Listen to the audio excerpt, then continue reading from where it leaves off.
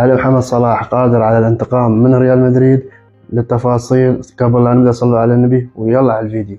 أولا، إذا محمد صلاح وربعه أو ليفربول يبغون يفوزون على ريال مدريد، أول 15 دقيقة مهمة جدا بالنسبة لهم أنهم يسجلون. عرفتوا علي؟ هذه أول نقطة. ثاني نقطة، إذا ليفربول حاول يهاجم يعني ببلاغة، طبعا ريال مدريد بيضغط وبيسجل أهداف أكثر، والنتيجة اوريدي 5-2 مثل ما أنتم عارفين، معناته 3-0. عرفتوا كيف؟